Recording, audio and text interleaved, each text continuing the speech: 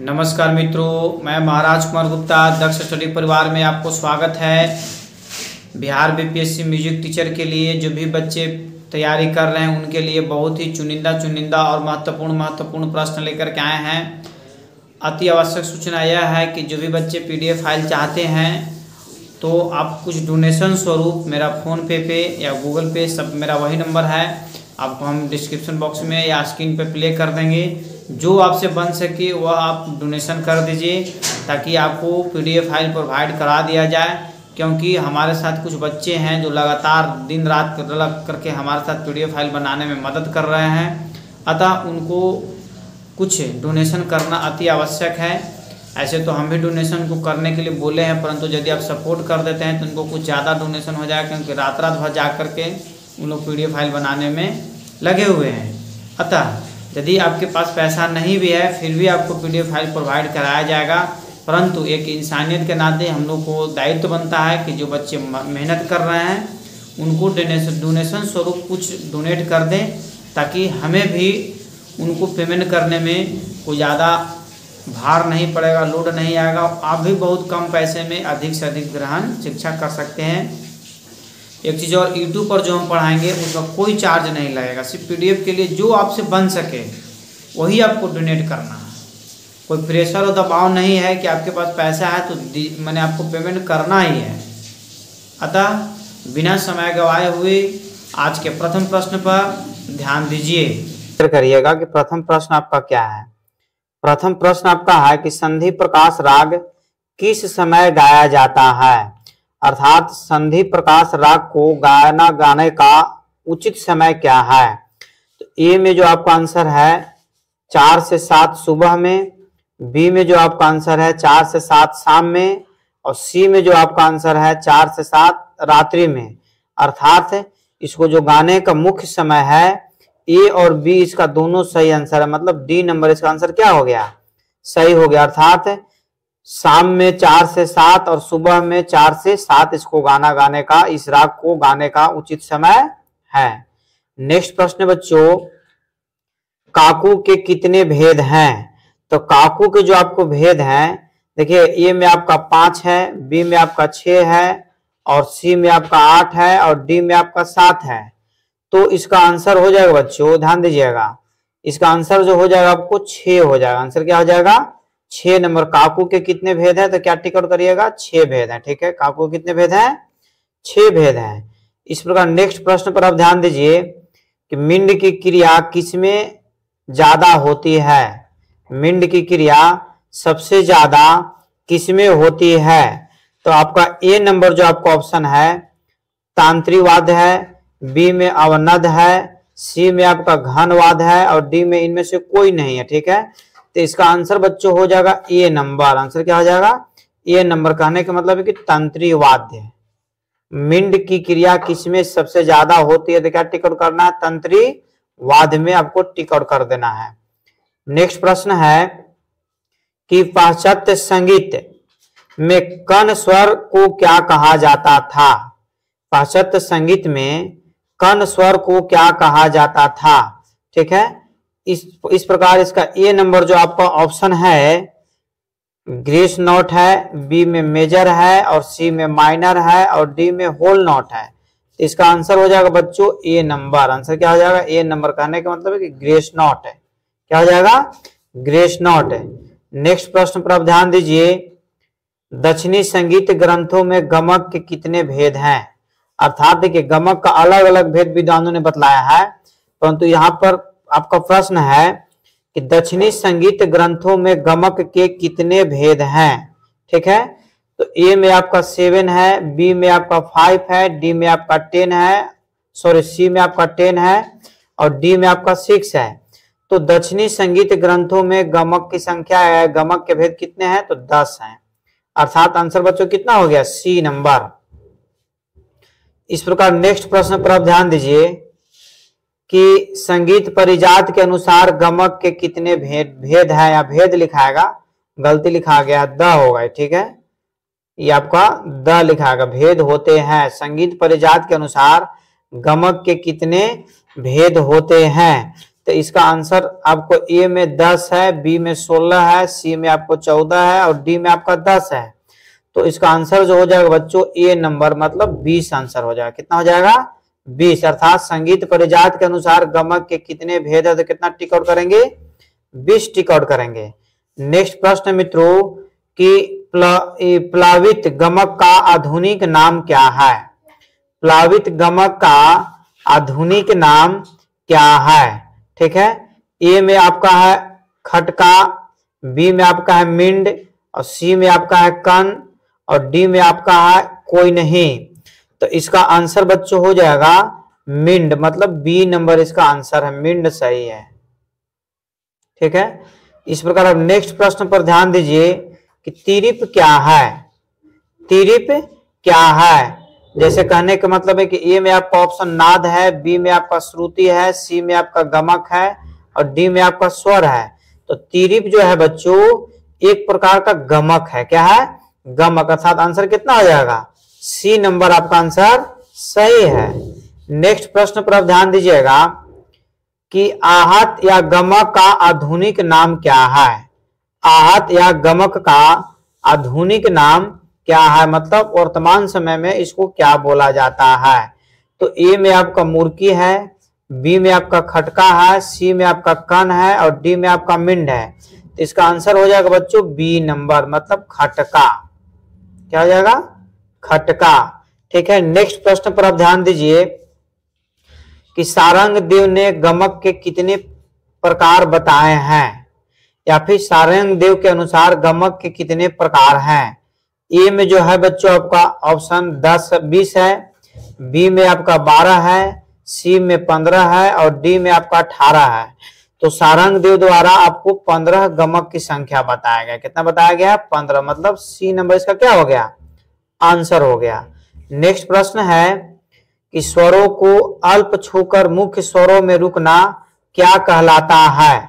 फिर से ध्यान दीजिए कि स्वरों को अल्प छूकर मुख्य स्वर पे रुकना क्या कहलाता है? ए में आपका ऑप्शन कन है, बी में आपका खटका है, सी में आपका मिंड है और डी में गमक है। तो इसका आंसर हो जाएगा बच्चों कन हो जाएगा, ए नंबर आंसर सही है। अर्थात स्वरों को अल्प छूकर मुख्य स्वरों पे रुकना क्या कहलाता है? कन कहलाता है। ए नंबर आंसर सही है, कन। ठीक है, नेक्स्ट प्रश्न पर ध्यान दीजिएगा कि स्वरों को अटूट बोलना क्या कहलाता है? स्वरों को अटूट बोलना मतलब लगातार गाना या राग को आप बोल रहे हैं से बोल रहे हैं, गा रहे से गा रहे, उसको क्या बोला जाता है? स्वरों को अटूट बोलना क्या कहलाता है? ए में आपका आंसर है कन, बी में आपका है खटका, सी में आपका है मिंड और डी में आपका है मुर्की। ठीक है, तो इसका आंसर हो जाएगा मित्रों मिंड हो जाएगा मतलब सी नंबर। क्या हो जाएगा? मिंड। नेक्स्ट प्रश्न पर ध्यान दीजिए कि इसमें से संधि प्रकाश राग कौन है? इसमें से संधि प्रकाश राग कौन है? तो सबसे पहले हम लोग यह जानेंगे कि संधि प्रकाश राग किसको बोलते हैं। तो संधि प्रकाश राग उसको बोलते हैं जो सुबह 4 से 7 और शाम 4 से 7 गाया जाता है, उसको हम संधि प्रकाश राग कहते हैं। अर्थात भैरवी इसमें एक ऐसा राग है जो सुबह और शाम मतलब सुबह 4 से 7 तथा शाम 4 से 7 गाया जाता है। अर्थात इनमें से संधि प्रकाश कौन है? तो भैरवी। कौन हो जाएगा? भैरवी मतलब सी नंबर इसका आंसर क्या है सही है। इनमें से संधि प्रकाश राग कौन है तो क्या टिक आउट करिएगा? भैरवी या भैरव। ध्यान दीजिएगा, नेक्स्ट प्रश्न आपका है कि निम्न में से आश्रय राग कौन है? निम्न में से आश्रय राग कौन है? ए में ऑप्शन है बच्चों मारवा, बी में है दरबारी, सी में है मालकौंस और डी में है भोपाली। तो इसका आंसर हो जाएगा बच्चों मारवा। आंसर क्या हो जाएगा? मारवा मतलब ए नंबर इसका आंसर सही है। बिना समय गवाए हुए नेक्स्ट प्रश्न पर ध्यान दीजिए कि निम्न में से कौन एक परमेल प्रवेश राग है? निम्न में से कौन एक परमेल प्रवेश राग है? तो ए नंबर में आपका बच्चों ऑप्शन है यमन, बी में आपका है जय जयवंती और सी में है असावरी और डी में है मालकौंस। इसका आप आंसर खुद भी बता सकते हैं कि इसका आंसर सही क्या होना चाहिए। इसका आंसर है बच्चों बी नंबर, अर्थात जय जयवंती। नेक्स्ट प्रश्न आपका है, जो राग एक थाट से दूसरे थाट में प्रवेश करते हैं उसे क्या कहते हैं? जो राग एक थाट से दूसरे थाट में प्रवेश करते हैं उसे क्या कहते हैं?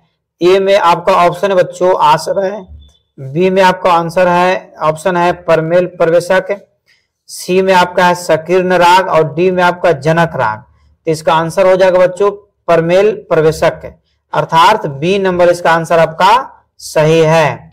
नेक्स्ट प्रश्न पर आपको ध्यान देना है कि राग के सबसे महत्वपूर्ण स्वर को क्या कहते हैं? बहुत ज्यादा आपके बीपीएससी म्यूजिक टीचर के लिए अति आवश्यक प्रश्न है। राग के सबसे महत्वपूर्ण स्वर को क्या कहते हैं? ए में आपका वादी है, बी में आपका अनुवादी है, सी में आपका समवादी है और डी में आपका विवादी है। ठीक है, तो इसका आंसर बच्चों हो जाएगा वादी, मतलब ए नंबर आंसर आपका क्या है? सही है। राग के सबसे महत्वपूर्ण स्वर को क्या कहते हैं? वादी कहते हैं। मतलब किसी भी प्रकार के राग को उच्चारण करने के लिए, गाने के लिए वादी के बिना संभव नहीं है। नेक्स्ट प्रश्न बच्चों कि अगर संवादी पूर्वांग है तो वादी क्या होगा? ध्यान दीजिएगा, अगर संवादी पूर्वांग है तो वादी क्या होगा? ए में आपको उत्तरांग है, बी में आपको मध्यांग है, सी में आपको पूर्वांग है और डी में इनमें से कोई नहीं। तो इसका आंसर हो जाएगा बच्चों ए कहने का मतलब है कि आपका उत्तरांग। क्या हो जाएगा? उत्तरांग, अर्थात अगर संवादी पूर्वांग है तो वादी क्या होगा? उत्तरांग होगा। देखिए कुछ समय आपको इसलिए हम बीच में गैपिंग देते हैं ताकि आप आंसर को बोल सकें या कमेंट में आप दे सकें। ठीक है, नेक्स्ट प्रश्न बच्चों आपका, पुरिया धनाश्री का वादी स्वर क्या है? पुरिया धनाश्री का वादी स्वर क्या है? तो आपका ए में है प, बी में है ग, सी में है म और डी में है रे, अर्थात इसका आंसर हो जाएगा बच्चों ए नंबर, अर्थात कहने का मतलब है कि प। क्या आंसर हो जाएगा? प। नेक्स्ट प्रश्न बच्चों, राग गौड़ सारंग का वादी स्वर क्या है? राग गौड़ सारंग का वादी स्वर क्या है? तो ए में आपका आंसर है बच्चों ऑप्शन है सा, बी में है ग, डी सी में है म और डी में है प। तो इसका आंसर हो जाएगा बच्चों बी नंबर, अर्थात आप समझ गए कि बी कहने का मतलब है कि ग, अर्थात राग गौड़ सारंग का वादी स्वर कौन सा है? तो क्या टिक और करिएगा? ग। ठीक है, नेक्स्ट प्रश्न पर आप ध्यान दीजिए, तो स्वामी हरिदास संगीत सम्मेलन प्रत्येक वर्ष किस शहर में आयोजित किया जाता है? स्वामी हरिदास संगीत सम्मेलन कहाँ आयोजित किया जाता है? ए में आपका ऑप्शन है बच्चों मुंबई, बी में है दिल्ली, सी में है उज्जैन और डी में है आगरा।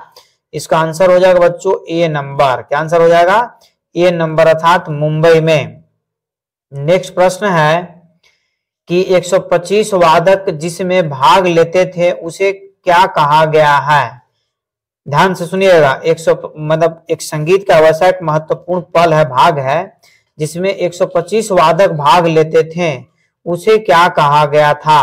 तो इसका ऑप्शन है ए में ऑरेटोरिया, बी में है सिम्फनी, सी में है ओपेरा और डी में इनमें से कोई नहीं, अर्थात इसका बच्चों हो जाएगा बच्चों आंसर हो जाएगा आपका बी नंबर। बी कहने का मतलब है कि सिम्फनी, 125 वादक जिसमें भाग लेते हैं उसे क्या कहा जाता है? सिम्फनी बोला जाता है। नेक्स्ट प्रश्न पर आपको ध्यान देना है बारीकी से कि ओपेरा क्या है। देखिए ओपेरा हाउस एक प्रकार एक सिडनी में है, वो आपका नहीं हो, हाउस यहाँ पर नहीं लगा हुआ। ठीक है, सिर्फ यहाँ पर मेरा प्रश्न है कि ओपेरा क्या है। तो ठीक है, तो ओपेरा जो है ए में आपका है नाटकीय संगीत है, बी में है वादनी शैली और सी में है गायन शैली और डी में इनमें से कोई नहीं। इसका आंसर हो जाएगा बच्चों ए नंबर। आंसर क्या हो जाएगा?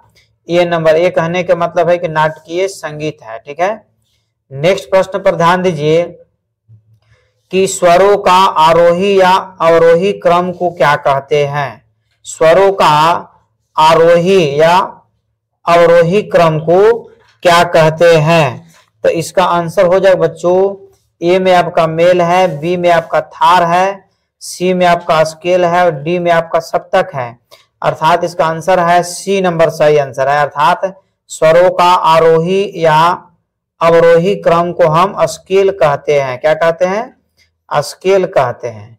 नेक्स्ट प्रश्न पर बच्चों ध्यान दीजिए कि ट्रिपल टाइम में कितने स्वर एक साथ रखे जाते हैं? ट्रिपल टाइम में कितने स्वर एक साथ रखे जाते हैं? ए में आपका 3 है, बी में 5 है, सी में 4 और डी में 6 है। अब ध्यान दीजिएगा, ट्रिपल मतलब होता ही है 3। जैसा क्वेश्चन वैसा आंसर। ट्रिपल मतलब कितना होता है? 3 होता है। अर्थात ट्रिपल टाइम में कितने स्वर एक साथ रखे जाते हैं? तो ए नंबर इसका सही आंसर हो जाएगा, अर्थात 3। नेक्स्ट प्रश्न पर ध्यान दीजिए, एक बार यदि 2 स्वर रखे जाएं तो उसे क्या कहते हैं? ठीक है, एक बार यदि दो स्वर रखे जाएं तो उसे हम क्या कहते हैं? ए में आपका है ड्यूपल टाइम, बी में है ट्रिपल टाइम, सी में आपका है सेप्टोलाइट और डी में है इनमें से कोई नहीं। अब ध्यान से इसका भी वही कंडीशन है, जैसा क्वेश्चन वैसा आंसर। ध्यान दीजिएगा, एक बार यदि 2 स्वर रखे जाएं तो उसे क्या कहते हैं? तो ड्यूपल टाइम, अर्थात ए नंबर आंसर हो जाएगा। ड्यूपल मतलब ऐसे भी ड्यूल मतलब 2 होता है। ठीक है, ध्यान दीजिए नेक्स्ट प्रश्न पर, किसी भी रचना का प्रारंभिक स्वर को पाश्चात्य में क्या कहते हैं? बहुत ही आपका एग्जाम के लिए बहुत महत्वपूर्ण प्रश्न ही है कि किसी भी रचना का प्रारंभिक स्वर को पाश्चात्य में क्या कहते हैं? ए में आपका की नोट, बी में है सर्प नोट और डी में है गजल नोट। तो इसका आंसर हो जाएगा बच्चों ए नंबर। आंसर क्या हो जाएगा? ए कहने के मतलब है कि की नोट। क्या हो जाएगा? की नोट। नेक्स्ट प्रश्न मित्रों कि स्टाफ है नोटेशन पद्धति में ताल को दर्शाने का प्रयोग किया जाता है। स्टाफ नोटेशन पद्धति में ताल को दर्शाने का प्रयोग किया जाता है। तो इसका ए नंबर आपका ऑप्शन है क्वालिफाई और बी नंबर है ग्रेट स्टेव और सी नंबर है टाइम सिग्नेचर और डी नंबर है मैट्रिकल। तो इसका आंसर हो जाएगा बच्चों सी, अर्थात टाइम सिग्नेचर। अर्थात कहने का मतलब है कि स्टाफ नोटेशन पद्धति में ताल को दर्शाने का प्रयोग किया जाता है, उसको हम क्या बोलते हैं? टाइम सिग्नेचर बोला जाता है। नेक्स्ट प्रश्न पर ध्यान दीजिएगा कि स्वरों के क्रमिक प्रयोग को क्या कहते हैं? स्वरों के क्रमिक प्रयोग को क्या कहते हैं? ए में आपका ऑप्शन है हारमोनी, जो कि हारमोनियम लिखना चाहिए था, मिस्टेक से लिखा गया है। बी में आपका स्टाफ है, सी में आपका मेलांडी है और डी में आपका क्लाइफ है। तो इसका आंसर हो जाएगा बच्चों सी नंबर, अर्थात मेलांडी। ठीक है, अर्थात कहने का मतलब है कि स्वरों के क्रमिक प्रयोग को क्या कहते हैं? मेलांडी कहते हैं। नेक्स्ट प्रश्न आपका है कि 2 या 2 से अधिक स्वरों का मधुरता से प्रयोग क्या कहलाता है? ध्यान दीजिएगा, बहुत ही बारीकी चीज है। 2 या 2 से अधिक स्वरों का मधुरता से प्रयोग क्या कहलाता है? तो ए नंबर आपको ऑप्शन है सेमीटोन, बी में है हारमोनी और डी में है स्टाफ नोटेशन और डी में कोई नहीं। अर्थात इसका आंसर हो जाएगा बच्चों बी नंबर, अर्थात हारमोनी। अर्थात कहने का मतलब है कि 2 या 2 से अधिक स्वरों का मधुरता से प्रयोग क्या कहलाता है? हारमोनी कहलाता है। नेक्स्ट प्रश्न बहुत ही महत्वपूर्ण है कि पाश्चात्य संगीत किस पर आधारित है? पाश्चात्य संगीत किस पर आधारित है? तो ए में आपका ऑप्शन बच्चों हारमोनी, बी में है टाइम सिग्नेचर और सी में है स्टाफ नोटेशन और डी में है सभी। अर्थात इसका आंसर हो जाएगा डी नंबर। डी कहने का मतलब है कि इनमें से सभी सही है। अर्थात पाश्चात्य संगीत किस पर आधारित है? तो हारमोनी पर भी आधारित है, टाइम सिग्नेचर पर भी आधारित है, स्टाफ नोटेशन पर भी आधारित है। अर्थात इनमें से सभी आंसर क्या है? सही है। नेक्स्ट प्रश्न पर ध्यान दीजिएगा कि स्टाफ स्वर लिपि में कितने लाइनों का प्रयोग किया जाता है? बहुत ही महत्वपूर्ण प्रश्न, ध्यान दीजिए। स्टाफ स्वर लिपि में कितने लाइनों का प्रयोग किया जाता है? तो ए में आपको 11 है, बी में 13 है, सी में आपका 12 है और डी में 15 है। इसका आंसर हो जाएगा मित्रों ए नंबर। ए कहने का मतलब है कि 11, अर्थात स्टाफ स्वर लिपि में कितने लाइनों का प्रयोग होता है? तो कितना टिक करिएगा? 11। नेक्स्ट प्रश्न है कि स्टाफ स्वर लिपि में स्वरों को किस चिन्ह के माध्यम से दिखाते हैं? बहुत ज्यादा महत्वपूर्ण प्रश्न आपका है कि अष्टाव स्वर लिपि में स्वरों को किस चिन्ह के माध्यम से दिखाते हैं। ए में आपका स्वर जीरो, और बी में हच है, और सी में आपका बी है, और डी में आपको डॉट डॉट डॉट ऐसा है। ठीक है, तो इसका आंसर हो जाएगा बच्चों ए नंबर, अर्थात जो शून्य टाइप का सिंबल है उसी से हम क्या करते हैं, इसको स्वर को चिन्ह को दर्शाया जाता है। अर्थात अष्टाव स्वर लिपि में स्वरों को किस चिन्ह के माध्यम से दिखाते हैं, तो जीरो शून्य से। नेक्स्ट प्रश्न मित्रों कि पाश्चात्य स्वर लिपि में कितने प्रकार के लिपियां आती है। ध्यान दीजिएगा, पाश्चात्य स्वर लिपि में कितने प्रकार के स्वर लिपियां आती है। तो ए में आपका आंसर बच्चों 4, बी में आपका है 5, और डी में आपका है 6, और सी में है 6, और डी में आपका है 3। ध्यान दीजिएगा, पाश्चात्य स्वर लिपि में कितने प्रकार के स्वर लिपियां आती हैं, तो इसका आंसर हो जाएगा आपको ए नंबर। ए कहने का मतलब है कि 4। कितना आंसर हो जाएगा, 4। अर्थात पाश्चात्य स्वर लिपि में कितने प्रकार के स्वर लिपियां आती है, तो 4 टिक आउट कर देना है। नेक्स्ट प्रश्न पर ध्यान दीजिए कि देश युद्ध सालग और छायला रागों के रूप में 4 रागों की व्याख्या किसमें की गई है। आपका बीपीएससी म्यूजिक टीचर के लिए बहुत ही कठिन और बहुत ही टफ प्रश्न है। इस तरीका का प्रश्न पूछने का 100% उम्मीद है। ध्यान दीजिएगा, देश शुद्ध सालग और छायला राग के रूप में 4 वर्गों की व्याख्या किसमें की गई है। ए में आपका ऑप्शन है संगीत दर्पण, बी में है संगीत मरकंद, सी में है संगीत सुधा, और डी में है संगीतोपसितो स्वर द्वार। अर्थात इसका डी नंबर आंसर क्या है, सही है। नेक्स्ट प्रश्न पर ध्यान दीजिएगा कि राग वर्गीकरण के अंतर्गत मित्र, सूचक और द्वितीय रागों के रूप में वर्गीकरण किस ग्रंथ में मिलते हैं। तो इसका आंसर हो जाएगा बच्चों, ए में आपका आंसर है नारद कृत संगीत मरकंद में, कि नारद कृत राग सागर में, कि नारद कृत राग निरूपणन में, कि नारद कृत नारदीय शिक्षा में। इसका आंसर हो जाएगा बच्चों ए नंबर। ये कहने का मतलब है कि नारद कृत संगीत मरकंद में। ठीक है, इस प्रकार क्वेश्चन यहीं पे आज का क्लास समाप्त किया जा रहा है। यदि आप चैनल पर पहली बार विजिट कर रहे हैं, चैनल को पहली बार देख रहे हैं, तो चैनल को सब्सक्राइब अवश्य कर लें। और इस संस्था में ऑनलाइन के माध्यम से बिहार एसएससी, बिहार दरोगा तथा बिहार पुलिस के लिए भी बैच ऑनलाइन तथा ऑफलाइन दोनों स्टार्ट किए गए हैं। आप क्लास ज्वाइन कर सकते हैं, ऑनलाइन भी क्लास ज्वाइन कर सकते हैं। और यदि आप पीडीएफ चाहते हैं तो आप हमारे यूट्यूब के कमेंट बॉक्स में या फिर मेरा व्हाट्सएप नंबर देखिए यही है, इस व्हाट्सएप नंबर पर यदि आप हमको मैसेज करते हैं, ठीक है, तो आपको हम तत्काल पीडीएफ फाइल आपको प्रोवाइड करा दिया जाएगा। ठीक है, इस प्रकार आज का क्लास यहीं पे समाप्त किया जा रहा है। जय हिंद, जय भारत।